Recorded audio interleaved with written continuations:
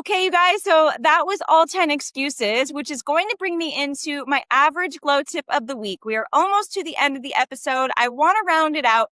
I mentioned at the beginning that there were these 3 categories that I wanted you to keep in mind of what are my excuses and where do they fall. So today's average glow tip of the week is a little bit of a homework assignment. Usually, if you do not know what my tip of the week is, it is a tip or suggestion that is free or budget friendly that you can kind of take on into your week, build it into a lifestyle, and over time, as you take on more tips, it creates a massive impact. So today's is like a little bit of a homework assignment. We are going to write down out of the 10 excuses I gave, but also what are some other ones that you have in the back of your mind?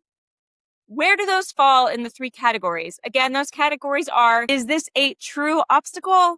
Is this just a limitation? Or is this just an excuse? So once you write down your excuses and put them in those categories, I want you to save some space and write out 2 to 3 solutions or like action steps you can take to overcome those reasons. And I want you to create, I mentioned this a little earlier, is the idea of this checklist. Okay. So we have a visual representation of what is holding us back.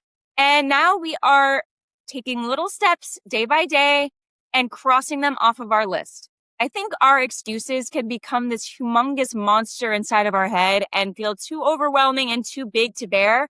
And once we write them down on this tiny little piece of paper and really see it laid out, it's going to really change your perspective, because I think when you write them down, you'll realize like, oh, I actually only have like 3 things I need to overcome before I get to that thing. I thought it was all of these other things that I'm juggling, but actually it's just, 1 or 2 steps. And I can honestly probably maybe get over this in 2 weeks, right?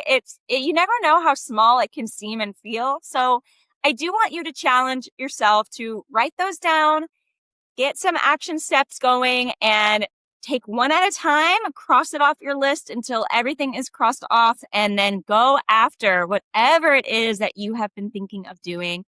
I don't want you feeling held back anymore.